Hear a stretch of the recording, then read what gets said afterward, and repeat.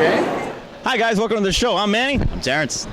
And The Goods is actually here in Alamo City Comic Con. Now, Terrence, you were here yesterday. Yes. What was it like for you yesterday? Crazy. Crazy and fun at the same time. We got to meet quite a few different people, a lot of celebrities, and we did a lot of walking. And guess what? We're doing a lot of walking right now. Bunch of vendors, a lot of artwork, awesome artwork. Yes, definitely. Great masks, great companies everywhere. I mean, representing City of San Antonio is bringing it when it comes to pop culture because there are costumes galore here. I've seen like 6 Negans. 3 of the Negans are girls too, but it's freaking awesome. What's the craziest costume you've seen? Well, I'm actually surprised that you're actually counting niggas. No, not. Okay, we'll have to edit that one. Alrighty then. Anyway, so we're like I said, we're still walking around. We're gonna try to get a few more interviews. Stay tuned. All right, guys. We're here with Grandmaster B himself, David Faustino. How you doing, brother? Dude, we love that. I'm sorry. That's all good. That's all good. How's it going? Actually, wanted to know how you've been doing because I know you were doing some voiceover work, but what else have you been doing lately? So, well, as you mentioned, like I do a lot of voiceover work. That's like my second career, and I do Legend of Korra and the How to Train Your Dragon series on DreamWorks, which is great.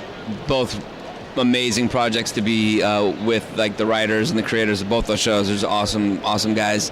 And right now I'm launching a music publishing company called Old Scratch Media, and so we make placements in film and television. We've already made placements, but we haven't officially launched yet.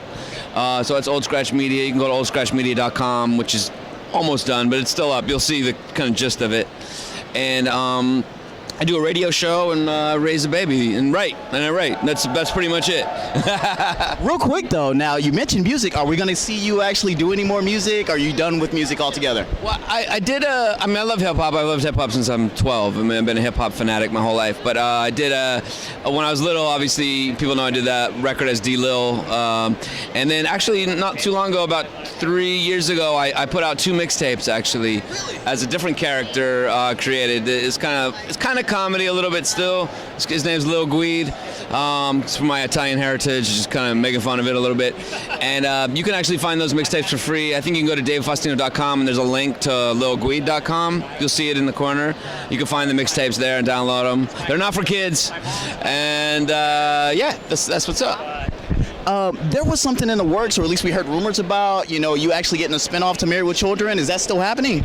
Well, the only thing that happened with that is it was in the works and could still be, but it was all ready to go, and then they ran into an issue with a legal issue with one of the deceased sons of one of the deceased producers. So they're trying to work that out, and if it does, it'll happen, and if it doesn't, it won't. So put out good thoughts. Definitely. I guess the last thing is that one of my co-hosts on the show, he's a big Married with Children friend. As a matter of fact, he keeps me quoting Married with Children to this day. Right. Would you mind giving him a shout out real quick? At least saying hi. His name's Manny. Manny? What's up, Manny? It's Dave Faustino, a.k.a. Bud Bundy. How you doing, Manny? I'm here with your homie. And we're chilling here at the San Antonio, what is it, Alamo City Con? Alamo City Con. Peace. Got a Wrangler Unlimited with Darth Vader, Rogue One. Freaking just beautiful wheels. Just amazing. Might as well walk this way. This is going to be sweet. Come on.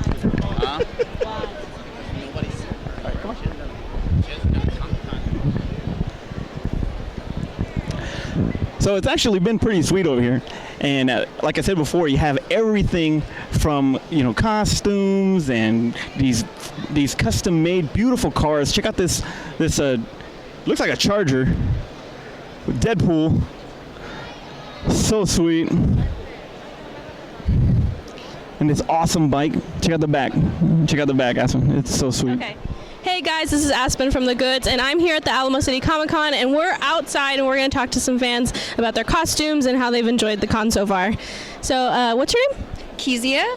Okay, awesome. And I see that you are Harley Quinn. Yes. And did you make your costume? I did. How long did it take you? I had parts of it already made, so like the hammer and stuff took like 3 days.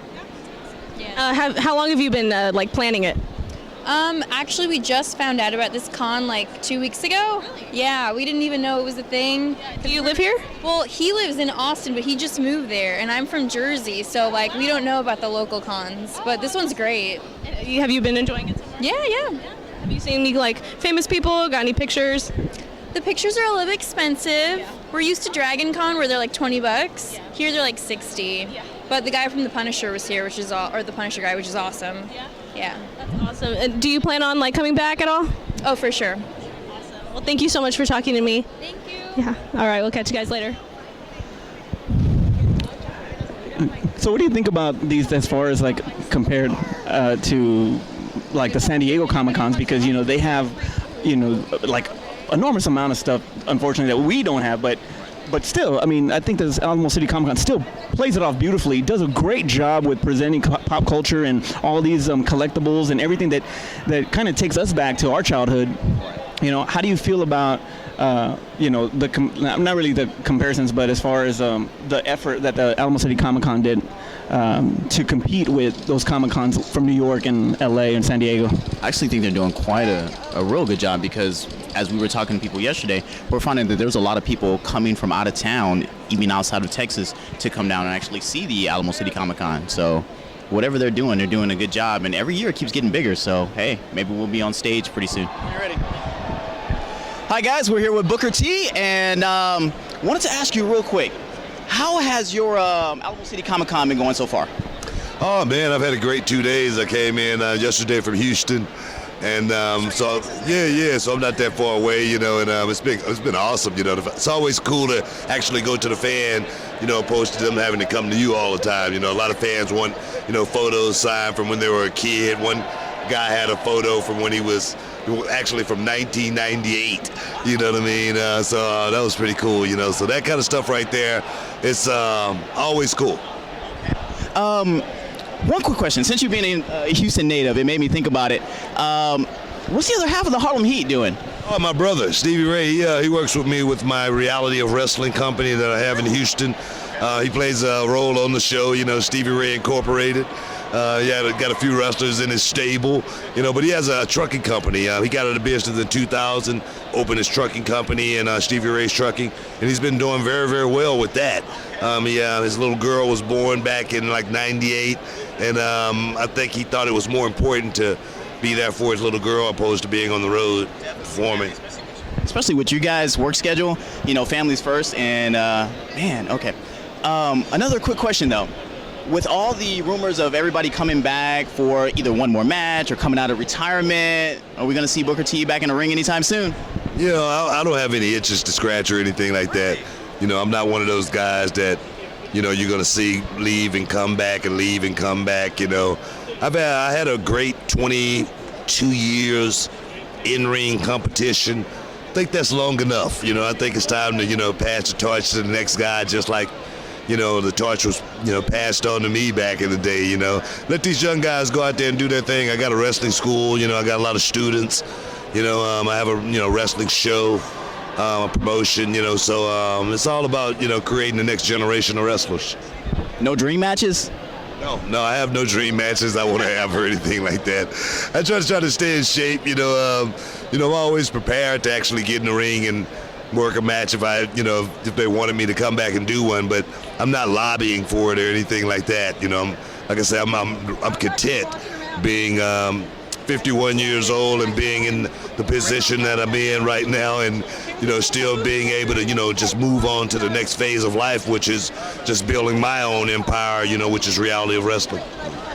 Okay, so last thing we're going to ask you is that on our podcast, we actually have a segment that we call Top 5. It's actually kind of patterned after you with the 5 time.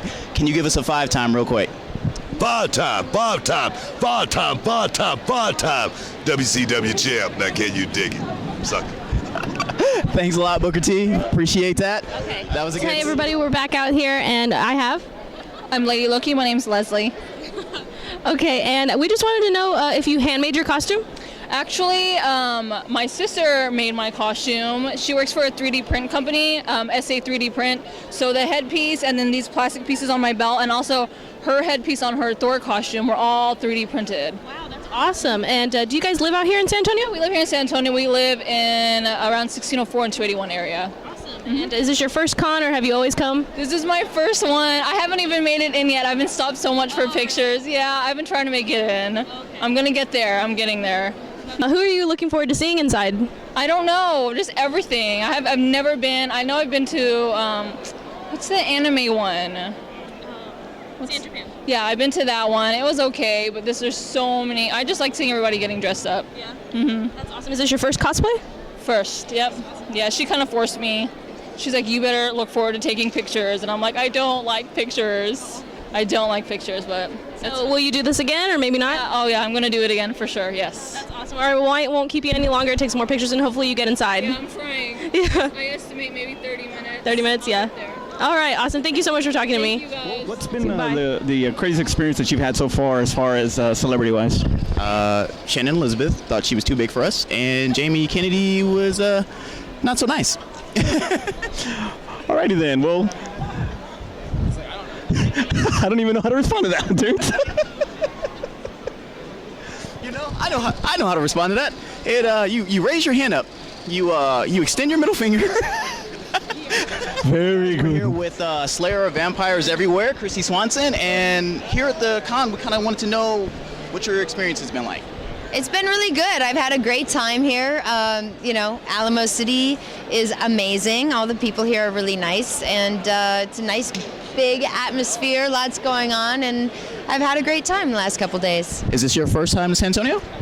It is not my first time in San Antonio, but it is my first Comic-Con in San Antonio. Really?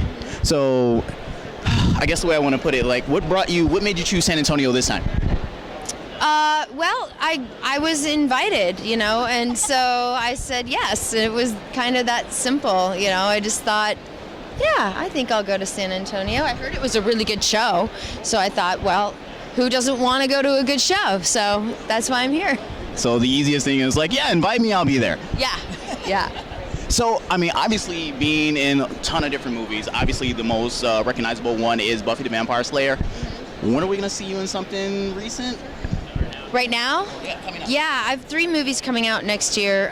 Crowning Jewels is a teen movie, and then Mother's Sacrifice is a Lifetime movie, I believe, and then A Parent's Worst Nightmare is an independent film that Dean Cain is also in. So Awesome. All right. Buffy the Vampire Slayer and Superman. yeah, we've done a lot of movies together. Really? A few Christmas movies together. He plays my husband a lot. Yeah. Does your real husband have anything to be worried about? No, he has nothing to be worried about. He gets a kick out of it, so. So he can actually take Superman. Yeah, I think it's... Well, see, Dean Cain's a Buffalo Bills fan. Because he played for Buffalo, right? And then my husband is a Buffalo, so they have that in common. So, they're buddies. And the whole marriage to you thing. Yeah. My fake husband, my real husband. That's awesome. Hey, throw a sugar daddy in and then we're good to go. All right, well, I want to thank you for your time, and I appreciate it. Enjoy the rest of your time. Are you out here tomorrow? Yep, I'm here tomorrow. Then we'll definitely see you tomorrow. All right, thank you. Thank you. All right, bye. All right, guys, so we're here, and we have Bane and Poison Ivy. So we just wanted to know, what was the process for you guys' costumes and how that was working? Well, she's kind of the genius behind the costumes. She sort of makes everything from stuff that comes from a dollar store. The dollar store is your best friend, and if you want LED lights, Christmas time is the perfect time to get them at Walmart. They're only $2 and they're battery operated, and they come in all colors. So That's awesome. Is this you guys' first con, or have you been here before?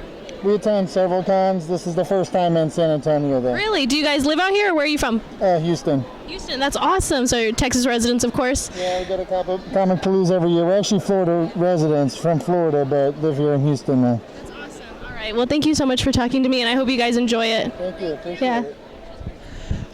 Well, Terrence, great weekend at the Alamo City Comic Con. The man here actually did all 3 days. You did the Iron Man challenge there, and you did it for all 3 days. What stood out the most? I will not be doing this again. That stood out well.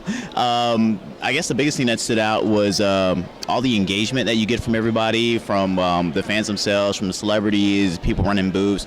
I mean, they were really engaging. Nobody really made you feel like they were pushing you off or didn't really want to deal with you. Everybody was like, yeah, sure, come on. I wish I could have done more media events since I was doing so many other things. I couldn't do any of the media stuff, but you got to do some of that.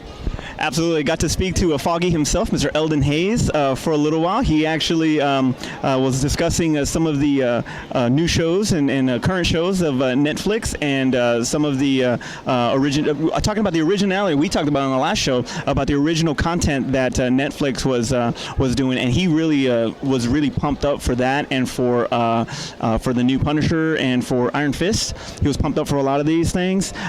Big fan of Stranger Things. Oh, really? He's a very big fan of Stranger Things, so that was actually really cool, and how much he actually supports the other shows on Netflix. So, So that means that they'll do more stuff with him later on, even outside of just doing the whole Marvel stuff. So that's absolutely, and doesn't forget his roots. He's still doing independent movies also. So Eldon Hayes, you were awesome. Thank you for taking the time to speak to us earlier today, and also I almost shed a tear, man. Ernie Reyes Jr. Ernie Reyes Jr. I met today, and let me just tell you, that guy he still looks like he can kick a little ass there. Any Ghostbuster lines? No Ghostbuster lines. But any talk of a sequel? No. What, Ghostbusters? That's Ernie Hudson. Oh, you said Ernie Reyes? Yeah, okay. One's Philippine and one's a black man. You got it. Okay, so any Ninja Turtle stuff? Actually, we talked The Last Dragon. What's that to do with Ninja Turtle stuff? No, but he was the little boy in The Last Dragon, and and that was like the biggest thing for me, influence-wise. The biggest thing was for me. What's that to do with Ninja Turtles? I don't care. I don't care about Turtles. Was great. Ooze, yes. You're not doing The Last Dragon Part 2. But I don't care. You don't know that. But either way, he was awesome. He was awesome in The Last Dragon. We talked about it, and he's just an amazing guy. Really, really, really great to meet him. I almost cried. Seriously, almost cried. It's crazy. I got Star Trek by Ernie Reyes Jr. And I didn't even mention the fact that he beat up The Rock in the Rundown. Oh, yeah. Yeah, so anyway, but overall, the Comic-Con was absolutely amazing. We hope that you liked some of the stuff that we had to show you today. Terrence, amazing job with the interviews and everything that you did this weekend. Aspen, also.